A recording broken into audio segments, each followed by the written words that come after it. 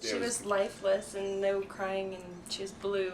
Yeah, her head was blue and her body was pink, and she was about halfway out, and that's when the fireman, paramedic Dave Bonney came in and asked me if he wanted me to help me finish, and he finished delivering the baby and handed me a pair of scissors, and I cut the cord right there in the front seat of our car, and if it wasn't for him, I don't know that we'd be sitting here with a healthy baby.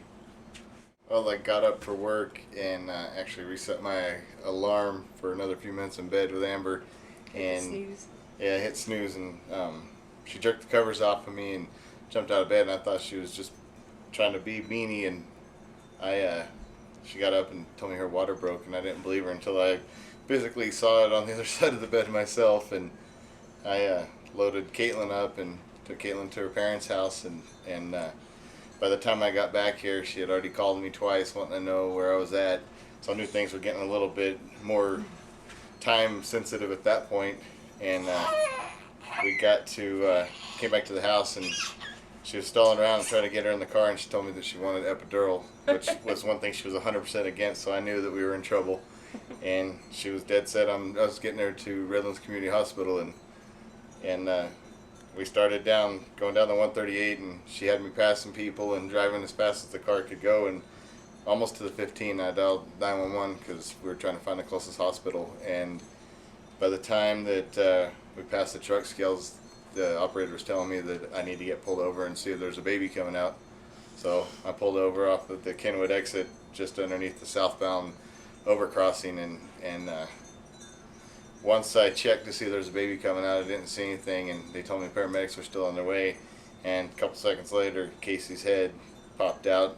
I saw about, I don't know, a couple inches of the top of her head and the hair coming out, and Amber was screaming for me to get the kid out of her and said that she couldn't stand it anymore, she just wanted her out, and I was on the phone with the paramedics, and Kacey's head came out, and I could see the top of her shoulders, but she was still kind of at the stuck point. The paramedic told me just to hold the top of her head, don't push her in, don't pull her out, just stop her from flying out. So I held her head, and the cord was wrapped around her neck twice. So I was in a panic to get the cord unwrapped around her neck, and I was unsuccessful doing that. At that time, the fire truck pulled up, and I was just waiting to hear their sirens. Yeah, same here. And at that time, nothing else mattered at that point. All I cared about was making sure my wife was okay and making sure that the baby was delivered good and healthy. Did you ever think you'd find yourself in this kind of situation? Three biggest fears going into this pregnancy were... I think you jinxed us. I think I did too. My three biggest fears were something happening to Amber during the birth, something happening to the baby during the birth, and my biggest fear was delivering my own baby. So it's kind of hard when the hospital's 45 minutes away to plan. Yeah, exactly.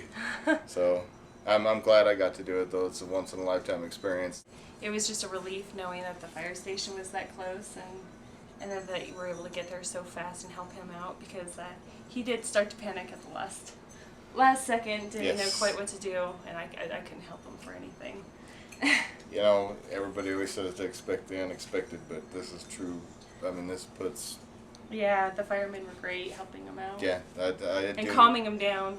Yes. If it wasn't for the firemen and then also AMR transporting her, I wouldn't have been able to do it. I don't know what would happen. Looking back on it now, what are your thoughts today, seeing Amber healthy and the baby healthy, and now you have your whole family together? You think you have a deeper connection than you? Way deeper emotional connection to Kacey.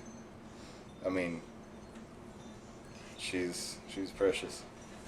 I mean, in the hospital you would have been able to cut the cord, but yeah. Not to say you would be the first and the only person there. Exactly. It was kind of neat to see on the birth certificate, it says Route 66 automobile. Physician unknown. Yeah, there's no physician. Yeah, I've had several of my friends text me and call me and tell me Dr. Motley, the pediatric ward, needs you, Dr. Motley, and just friends calling me, telling me good job, daddy/doctor, and it makes me feel good. I mean, she doesn't know it yet, but I know that hopefully one day she looks at me as her hero. Amber did an awesome job too. For no epidural, no nothing. I mean, it was a real quick delivery, and Amber did a very, very good job. I'm very proud of her.